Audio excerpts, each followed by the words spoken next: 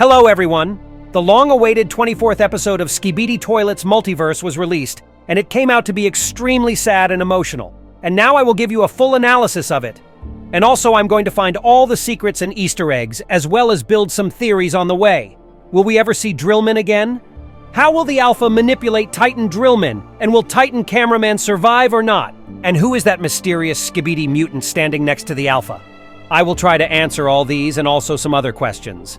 And get your tea and snacks ready and prepare to watch this video to the end, because this is going to be very interesting. Let's go. In the first couple of shots, we're observing the Skibidi toilets taking over the underground Drillman's base, and you can tell it by the poster that says Underground Headquarter. In one of my previous videos, I suggested that there would be a battle for the underground utilities. But unfortunately, this was left out off screen, so we didn't get to see how the Skibidi toilets actually got in. Although I have a hunch that it might have been a betrayal sort of thing, but we'll talk about that a little bit later. So, one of the toilets uses his saws in order to cut the drill off this poor guy's head. And interestingly enough, there were sparks afterwards, as if he were a robot.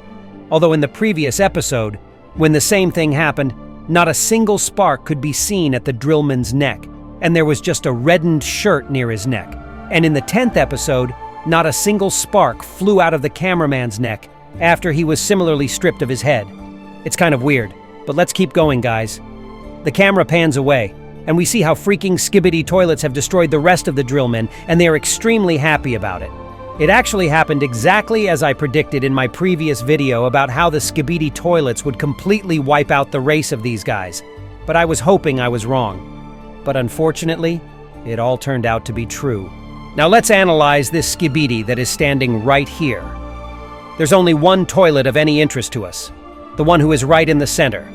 He has 2 pairs of arms, and one pair has circular saws on the ends, which he used in order to downsize the number of the base's staff, and the other pair looks just like a regular pair.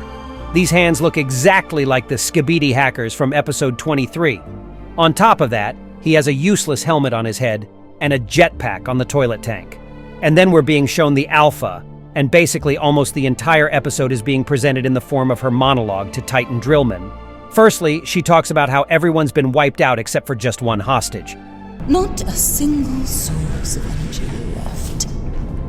Well, except for our little hostage. And I assume that she means Drillwoman here, because she's the only one we didn't see among the bodies that we've been shown in the beginning of this episode. And I'm guessing that she's the one the Alpha wants to use to blackmail Titan into doing her bidding. And just as the Titan gets to be approaching the base, the Alpha senses it easily and starts talking directly to him. And I don't really know how exactly she does it, because I doubt that she has any type of magical telekinesis. She probably sends him a voice message over the captured communication channel, telling him that he has been betrayed and that clocks always prioritize themselves over others, which is obviously implying that the clockmen have been ordered to defend their base at all costs. Seems like you were betrayed by your own allies. Clocks always prioritize themselves over others. What did it cost? But actually, we know that it was the Alpha who actually sent the message, setting the Drillmen up for the attack. And now she's trying to push that guilt onto Titan Drillman, pitting him against his own allies, showing the characteristics of a terrible manipulator mastermind, and justifying my theory that she's the smartest character in the multiverse. You decided to trust them anyway. Your family. Your everything. Accompanied by an epically sad music in the background, the last Drillman survivor tries to reach out with the hand to his big brother, but it never gets close enough before he passes away. It's an extremely sad and heavy scene for our hearts, after which the Titan finally breaks down, pulling out his weapon. And here, another prediction of mine comes to be true. I have said that after Titan Drillman sees all his perished comrades, he will become especially vulnerable. In this case, mentally, thanks to which this purple manipulator managed to subdue the Titan. And no parasites or any other of that crap would be required in that case, because that Titan can't be captured with this thing. All that was enough was to simply show that he was betrayed by his allies, even though they didn't really do it in real life. But the Titan doesn't know about it. While the Alpha is saying her words, which I can't really make out here, Titan cameraman comes flying up and sees this whole devastation scene.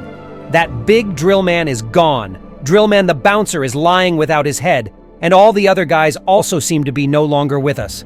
Cameraman tries to calm his big bro down, but it looks like he's no longer fighting on the side of the Alliance, because he throws Titan cameraman to the ground and then grabs him by the neck, preventing him from doing anything. And in fact, you can see that Titan cameraman doesn't even fight back, or doesn't even try to oppose against the drillman, despite his former friend's true intentions. And it would seem that at this point, we should say goodbye to the cameraman, but we will not see it today.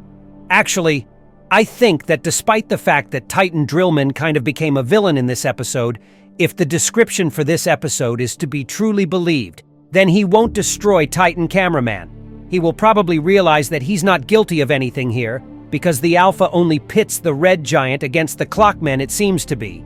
Well, at least for now. He can probably overcome his insane rage this time by letting the other Titan go, but warning him that this will be the last time he spares him. That's usually how it works in movies, isn't it so, guys? And now, let's talk about the other drillmen and answer the following question. Will we ever see them again?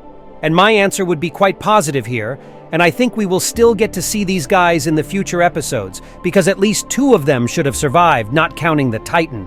And by those 2, I mean Drillwoman, who the Alpha was probably talking about, because that's the only special agent whose body we didn't see, and this button pusher guy who's digging his own tunnel to the next button. He also hasn't been seen by me at this base. It could also be that the other regular drillmen were saved from being destroyed, as they must have some kind of escape pods that can dig them a tunnel away from this place, just in case of situations like that. I also want to draw your attention to this strange toilet Skibidi who can be noticed standing near the Alpha as well. Have you checked it out that in the recent episodes he's been appearing a lot more often than usual? While the scientist Skibidi disappeared after his last dialogue with the Alpha? Probably we won't see this old bald toilet anymore because he turned out to be pretty weak and bad commander in terms of his strategic tactics. So she decided to replace him and put a much more promising candidate, which is this mutant in glasses. Well, or he is just her right hand in this whole thing, and he is not a replacement for the scientist. But then, it's strange why we haven't been given an opportunity to see him anymore. We can only find out more information about this mutant in the next episodes, so I will be looking forward to them eagerly. And that was all for today. And with that, I'd like to finish analyzing of this emotionally devastating episode. If you enjoyed this video, be sure to hit the like button and subscribe to my channel not to miss my new interesting videos.